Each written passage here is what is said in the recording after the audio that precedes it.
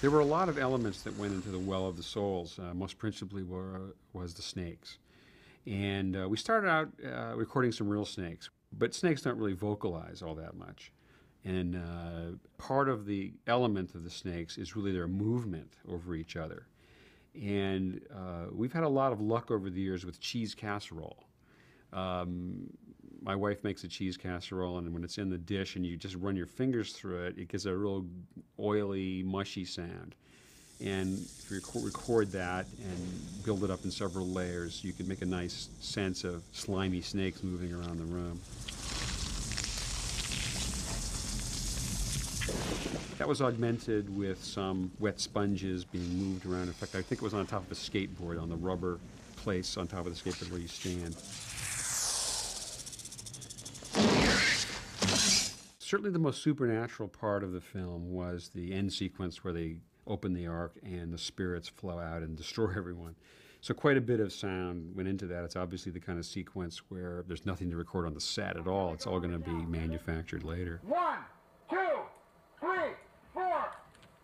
And the sequence begins with the lid being slid off the ark, and I experimented with a few different things, but I found that sliding the toilet tank cover in my own home toilet was perfectly sufficient, and if I recorded that in an echoey bathroom, it seemed to fit, although in a rather undignified way, the character of the ark itself.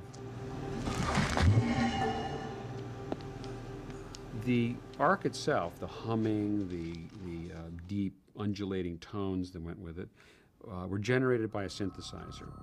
It's rare that I use an electronic synthesizer, but this was one case where I found the kind of sound I wanted. I had an old ARP 2600, which is what I used to do R2-D2.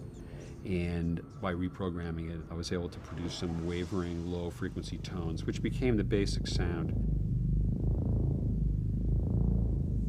Once the ark is opened and the spirits start flowing around, there's quite a bit of work there taking animal screams and some human vocalizations, as well as dolphin cries, which we had recorded, and sea lions.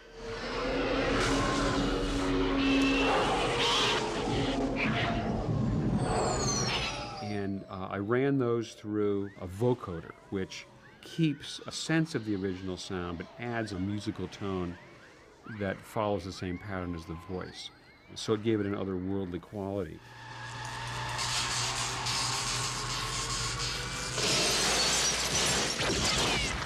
All the sparking and beams were from a set of recordings I made of the old gear that was used in the Frankenstein movies. It was a fabulous variety of electronic devices and lightning generators and things of that sort. And out of that came all the sounds for the beams and things. Each indie film was a new challenge because they covered so much ground. Temple of Doom suddenly had us running all around the world.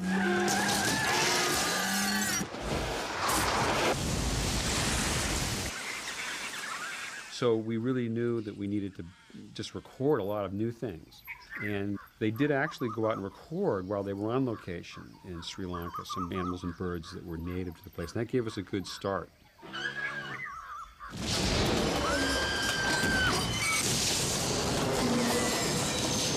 The sound effects for the minecart chase came from many sources.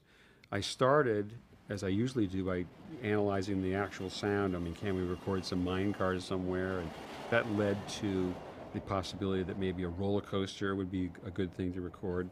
And after a while, we actually set up a very interesting recording event, which was at Disneyland.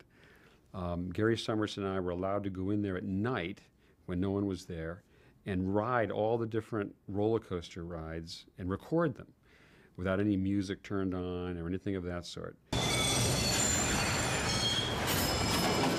very strange night was spent there gathering some very high-speed, rolling cars, and then they would screech around corners,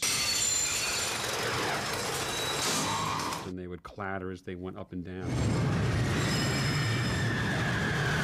That was the beginning of a lot of the minecart chase effects. We had to augment it with a lot of things, but principally the sounds done at Disneyland was what gave us a variety of clangs and echoey rattling sounds, which, when pieced together in a controlled fashion, gave us the sense of the minecart chase. And the minecart chase was a unique opportunity for us to do a high-energy chase and to sustain it really with principally sound effects. And it kind of exhausted everyone on the whole crew to do that, myself included. But along comes Last Crusade, and as usual, things are amplified even more. And we have there a motorcycle chase, which goes to an airplane chase, which goes to a horse and tank chase, and kind of all in the same breath. Oh, rats. We always have sequences which involve a lot of dangerous creatures surrounding us. In Last Crusade, we're surrounded by rats. And like most movie animals, they don't make any noise on the set. So I needed to make up sounds for what would be thousands and thousands of rats. And oddly enough, I ended up using chickens. I had a group of irritated chickens all clucking at once. And I put them on a keyboard, the sound on a keyboard, and then played the very highest notes, which made the chickens go way up in pitch. And it made a funny kind of chirpy, well, it sounded like rats to me, and I guess everybody else believed it. But those rats were really chickens.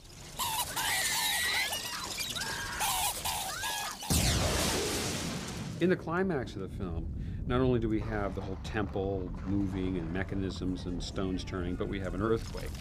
And a lot of those first sounds you hear of the floor splitting are really just rubbing on a balloon. An inflated balloon with you're getting that squawking sound.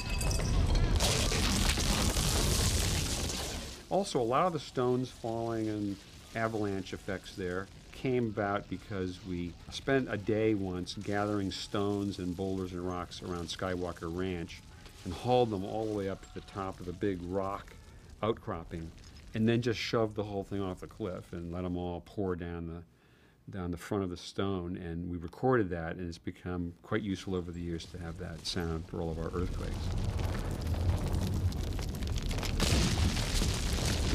My association with Indiana Jones has been a very pleasant one for me, creatively and for my career. I shared an Oscar on Raiders of the Lost Ark with Richard Anderson for our sound effects editing, and Last Crusade, which kind of capped the trilogy for me. I got another Oscar along with Richard Hims, and that was, once again, a vote of confidence for our work. And I look back on those as, obviously high points in terms of that part of my career.